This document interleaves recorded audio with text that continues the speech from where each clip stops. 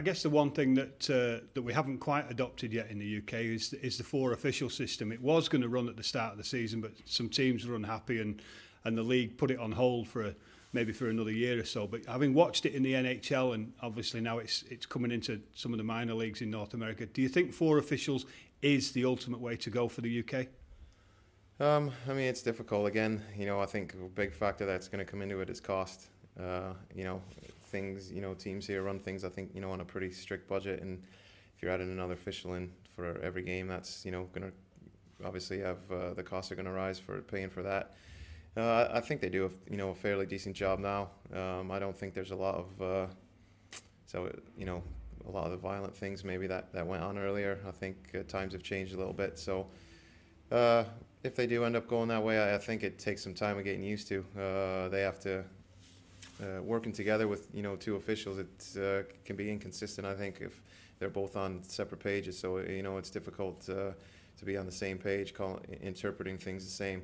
The guys that do it in the NHL, the referees, like the players, they're like the best in the world. So obviously they're gonna, I think, adapt to it and get it done quicker. But they saw a transition period as well, where they were complaining and not happy with it. So I think if they do it, people and the players, especially, and the coaches can't expect it to be smooth, straight away.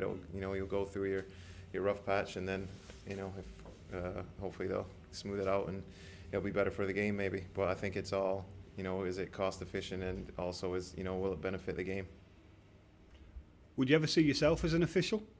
No, I don't think so. No, they take too much abuse, and no, I don't think so. You think that's a job too hard? Yeah, I mean, they've got a difficult job, in any sport. But I think, especially in hockey, they do tend to take a lot of verbal abuse, and it is a passionate game, and guys are fired up out there, and sometimes in the heat of the moment. But for the most part, I think they do a good job, and they're going to make mistakes just like the players and everybody else does, and you've got to live with those. And it's with football being the biggest sport here, I think you see the way they get treated, I think is appalling sometimes, the way that the players surround them and shout and all that. But that's a different story anyway. But I think no, it's a tough job they got, and for the most part, I think they do a good job. We'll close by referring back to young Max, and how soon is it going to be before Max is on skates? I'm not sure. We might. I think they've got an outdoor rink in town, and I think they'll have one at the Trafford Centre. So we might, dabble in it this year and see how he reacts. But if not, maybe he's walking and everything now, really well. So we'll see how it goes. I'm not going to force him into anything. I'll, let him choose to do when he gets older what he likes to do. But if he played hockey, I think it would be. It'd probably be special to watch him go out and do something that I've done my whole life. So we'll just have to see where it goes. And one last question. Obviously, everybody knows that you're from Detroit, and Red Wings is reigning Stanley Cup champions, and they've had a reasonable start this year. Do you think they can repeat? I mean, with the talent that they have and everything, I don't think you can ever count them out. So I'm not going to say definitely. It's hard enough to win it.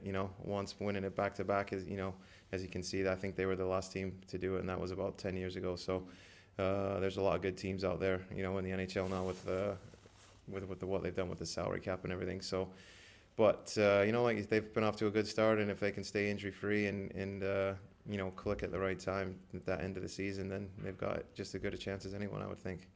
And a very similar situation for the Phoenix as well. If we can stay injury free and get a run going, we could be there or thereabouts as well. Absolutely, that's I think a big key at any level is if you can stay injury free, and it's all about clicking at the right time and having everyone going in the same direction. So we'll have to wait and see at both, I guess.